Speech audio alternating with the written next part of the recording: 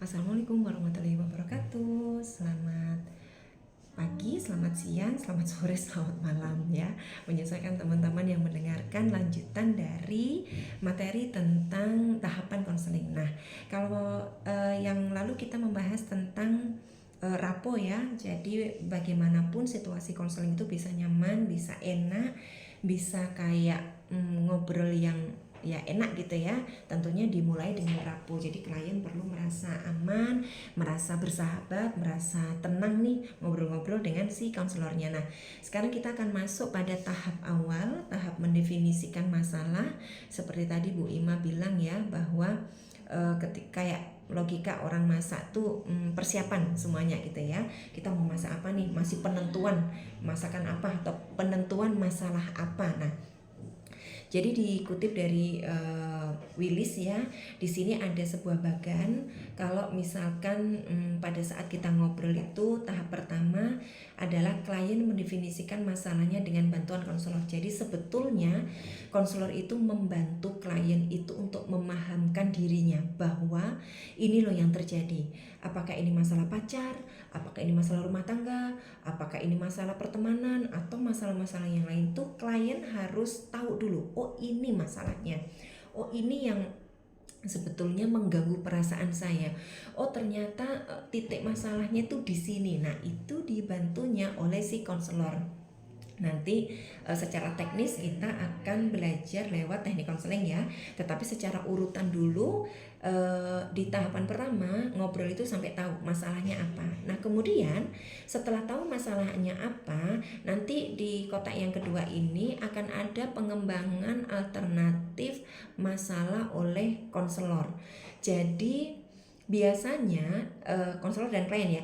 Jadi biasanya klien itu kan datang ceritanya panjang kali lebar kali tinggi gitu kan. Jadi ceritanya panjang banget, kadang juga campur aduk dan sebagainya. Nah, konselor dan klien itu menentukan gitu kan, apakah dari masalah pertama yang diceritakan itu ternyata ada masalah yang lainnya gitu kan.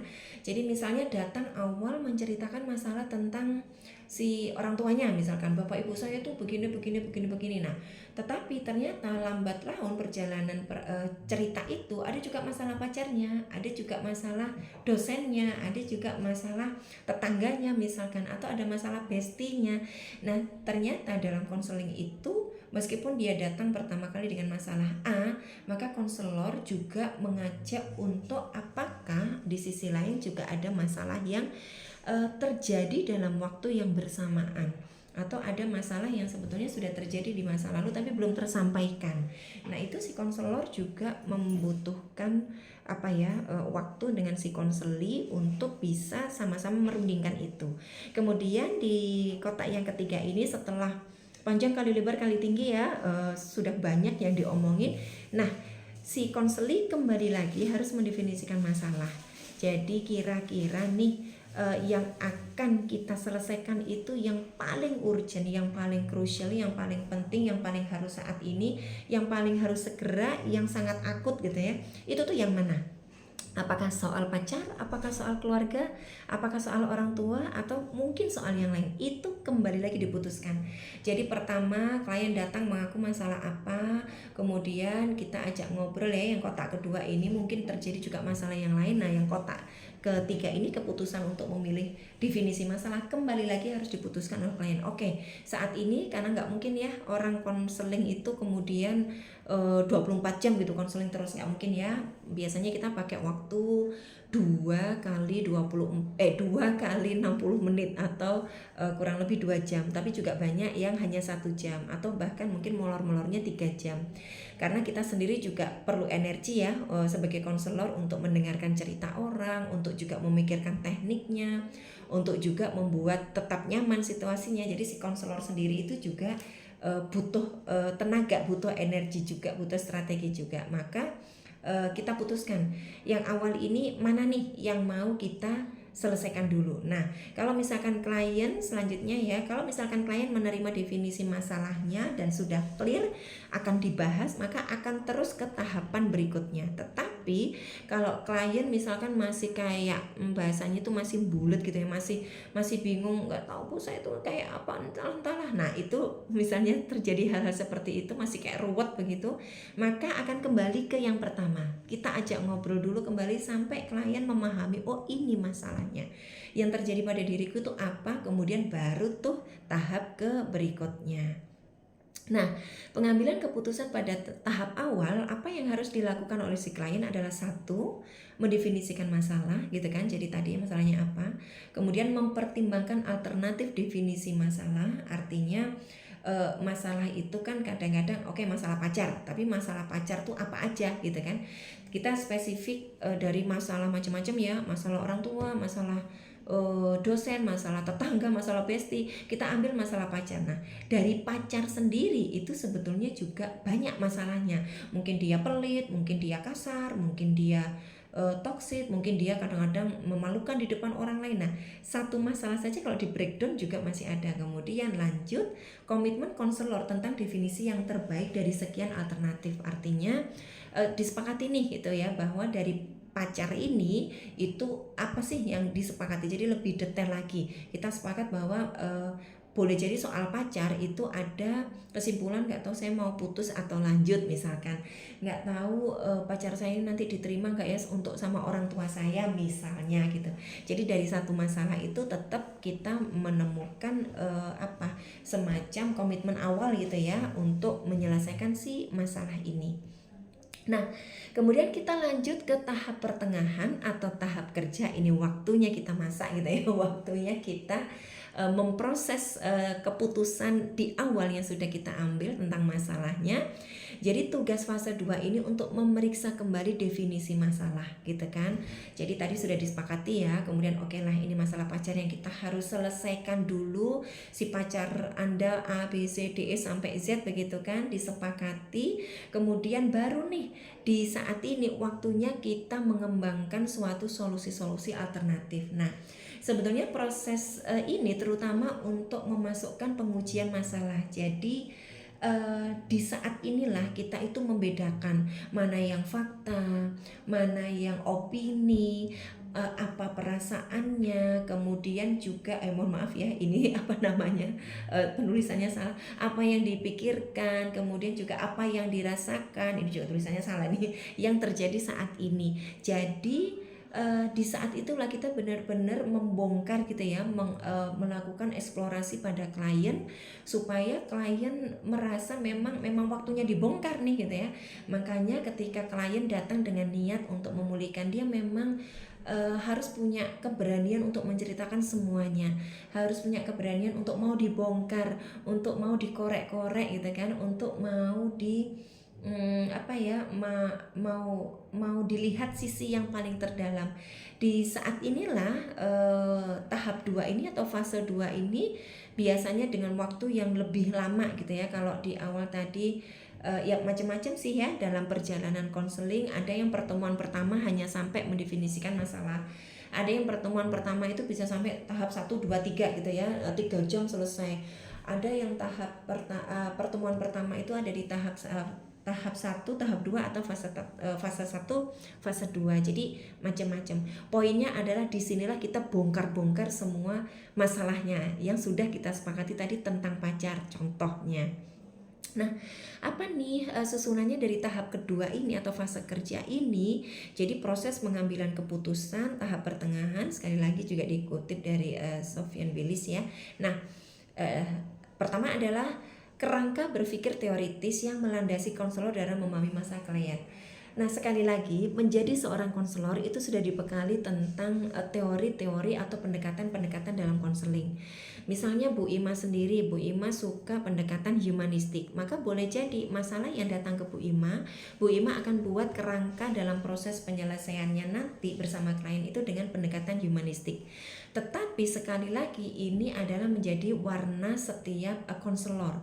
Konselor ada yang suka psikoanalisa, ada yang suka transpersonal, ada yang suka pendekatan psikologi Islam misalkan, ada yang suka kognitif misalkan. Jadi ini tuh sudah mulai berpikir secara teoritis. Konselor sudah punya pakem gitu ya, atau sudah punya rumusnya, sudah punya pendekatannya yang akan dipakai, atau beberapa konselor itu juga punya namanya yang seperti kotak yang nomor 2 ini, pendekatan eklektik untuk kualitas pribadi konselor atau kualitas teknik konselor. Jadi ada yang menggunakan eklektik. Eklektik itu memahami semua teknik. Jadi ada yang pertemuan pertama dia pakai behavioral, pertemuan kedua dia pakai humanistik, pertemuan ketiga dia pindah gestalt dan lain-lainnya. Jadi selanjutnya konselor dan klien itu memeriksa definisi masalah. Kayak masa ya bener gak sih itu tuh Anda merasa masih cinta ketika Anda sudah memahami bahwa Anda pernah ditampar, mungkin Anda pernah disepelekan, mungkin menurut Anda apakah memang betul ini tuh Anda masih punya rasa cinta, atau sebetulnya ini rasa keterpaksaan, atau mungkin Anda punya rasa yang lain. Nah, jadi di fase kedua ini kita tuh mengembangkan alternatif, mungkin ada potential answer, ada jawaban-jawaban yang penting kita perlu peka gitu ya, atau mungkin sudah mulai ada solusi, atau mengembangkan isu baru untuk diskusi-diskusi selanjutnya. Jadi di sini waktunya memang agak lama ya teman-teman, karena memang kita perlu godok nih gitu ya masalahnya, kita perlu ngobrolin. Kalau ini berhasil, kita akan masuk di tahap ketiga, tahap untuk keputusan tindakan apa yang harus aku lakukan. Kalau ini gagal, kita akan kembali naik lagi ke atas. Mungkin pendekatannya tidak cocok, mungkin dia tidak siap diberikan pendekatan itu atau yang lain-lain. Nah, tetapi kalau sudah siap, kalau sudah berhasil, iya ya, sepertinya saya harus mempertimbangkan nih Bu, apakah saya mau putus atau mau lanjut. Nah, oke, kalau begitu kira-kira kita perlu ya untuk mencari cara, atau kita perlu cari strategi bareng-bareng ya. Oke, kalau siap lanjut ke tahap ketiga gitu ya. Nah, di tahap ketiga ini tentunya kita juga akan memilih strategi intervensi gitu ya pada akhirnya nanti. Jadi kita punya langkah harus melalui identifikasi masalah, kemudian juga masalah apakah masalah pribadi, masalah keluarga, atau masalah lain-lain gitu ya. Ini contoh yang di sini adalah contoh kalau konseling pada mahasiswa ya teman-teman. Jadi menentukan sasaran dan intervensi konselingnya tuh mau apakah bisa diselesaikan sendiri secara pribadi, ataukah ini perlu keluarga, ataukah ini perlu dirujuk dari kasus yang sudah disepakati dan sudah diomongkan tadi. Misalkan saya mau putus atau lanjut, ini kan berarti masalah pribadi ya, di area pribadi maksudnya. Jadi bisa untuk keputusan si klien sendiri. Tapi mohon maaf, misalkan nih ternyata dalam proses berpacaran ini sampai ada kekerasan ya dalam berpacaran, lalu keluarga sudah tahu. Nah, ini berarti harus dilibatkan nih keluarganya, antara keluarga laki-laki sama keluarga perempuan, atau keluarga cowok atau keluarga ceweknya. Nah, atau kalau misalkan kita melihat bahwa ada hal-hal lain yang kita tidak mampu selesaikan dan memang harus dirujuk, maka boleh dirujuk pada profesional ahli yang lain. Misalkan mau ke psikiater, atau dirujuk mau ke ahli keuangan misalkan, atau mau dirujuk ke yang lain, boleh ya. Oke, selanjutnya, nah pada saat syarat-syarat sasaran konseling yang ada di tahapan ini, jadi memang ada beberapa syarat ya. Solusi itu atau rencana itu memang diinginkan oleh klien. Jadi klien memang merasa butuh, sehingga pada saat proses kita membantu itu klien juga akan serius juga gitu ya. Oh iya ya, strategi ini. Kemudian juga konselor harus mau membantu klien untuk mencapai sasaran ini. Harus juga mungkin menilai sejauh mana klien sudah bisa mencapai sasaran tersebut. Meskipun itu masih sasaran ya, belum dilakukan ya, tapi kita sudah berandai-andai. Biasanya Bu Ima itu punya 3 keywords ya, punya 3 kata penting.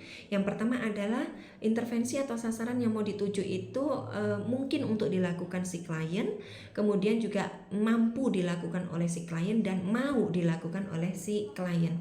Jadi kita perlu tetapkan dulu sehingga kemudian sasaran-sasaran atau strategi nanti itu tepat gitu ya.